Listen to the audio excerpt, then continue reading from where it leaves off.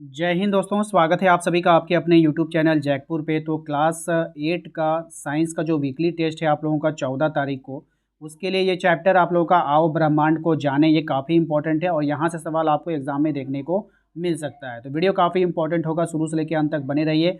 और यदि आप हमारे चैनल पर पहली बार आएँ तो सब्सक्राइब करके घंटी वाले आइकन को जरूर प्रेस कर लीजिएगा, ताकि आने वाली हर एक वीडियो का नोटिफिकेशन आपके पास जाता रहे। चलिए शुरू करते हैं। सबसे पहला सवाल देखिए आपके स्क्रीन पर आ चुका है। सबसे पहले सवाल में आपसे पूछा गया है, निम्नलिखित में से कौन सा आकाशीय पिंड का तारा है। अब आकाशीय पिंड का तारा कौन होगा? टाइटन होगा, पुछल तारा होगा, सूर्य होगा। तो आप लोगों को ध्यान में रखना है, जहाँ कहीं भी सूर्य का नाम दिखाई दे याद रखिएगा सूर्य एक तारा होता है, ठीक है। तो ऑप्शन सी इसका राइट आंसर होगा।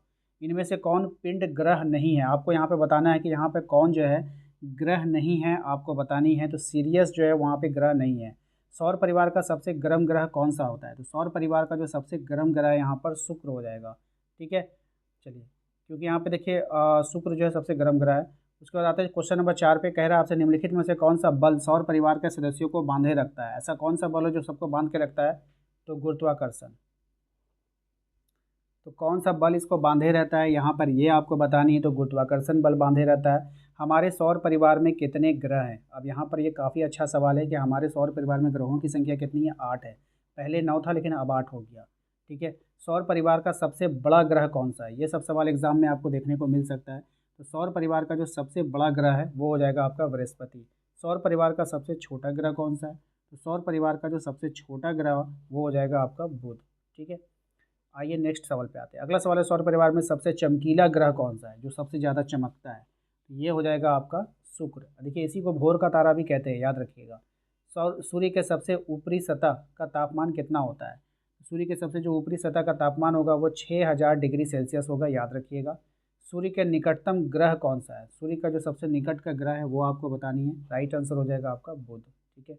नेक्स्ट है, कौन सा ग्रह है जिसका कोई उपग्रह नहीं है? ऐसा कौन सा ग्रह है जिसका कोई उपग्रह नहीं है भाई? तो वो हो जाएगा आपका बुध, ठीक है।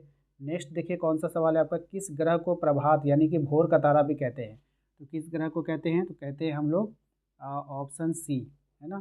किसको कहते हैं? शुक्र ग्रह को। किसको बोलते हैं? शुक्र ग्रह को बोलते हैं। नेक्स्ट है, बड़े शहरों में रात्रि में चांद तारे ग्रह उपग्रह क्यों नहीं दिखाई देते हैं? यानी बड़े बड़े शहरों में ऐसा क्यों होता है कि वहाँ दिखाई नहीं देता है?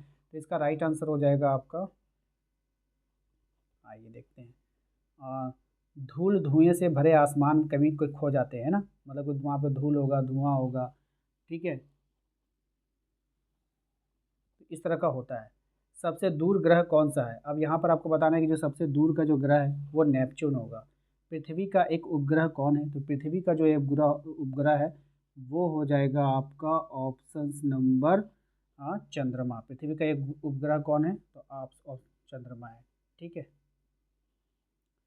पृथ्वी के सबसे निकट का ग्रह कौन है? यहाँ पर आपको बताने कि पृथ्वी का जो सबसे निकट का ग्रह है वो हो जाएगा आपका शुक्र। पृथ्वी के निकटतम तारा कौन सा है? तो पृथ्वी का सबसे निकटतम तारा जो है वो हो जाएगा आपका सूर्य हो जाएगा, ठीक है।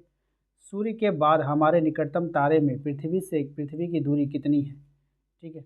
राइट आंसर इसका हो जाएगा आपका 4.22 प्रकाश वर्ष। निम्न में से कौन प्राकृतिक उपग्रह है, आपको बतानी है। तो आप लोगों को पता है कि यहाँ पे जो प्राकृतिक उपग्रह है वो चंद्रमा है, जो हमारी पृथ्वी का है।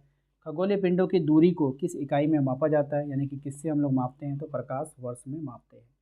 नेक्स्ट है आपका कि किस ग्रह को पृथ्वी की बहन भी कहते हैं? यहाँ पर कौन सा ग्रह है जो पृथ्वी की बहन कहलाएगा? तो शुक्र। शुक्र ग्रह को पृथ्वी की बहन भी कहा जाता है।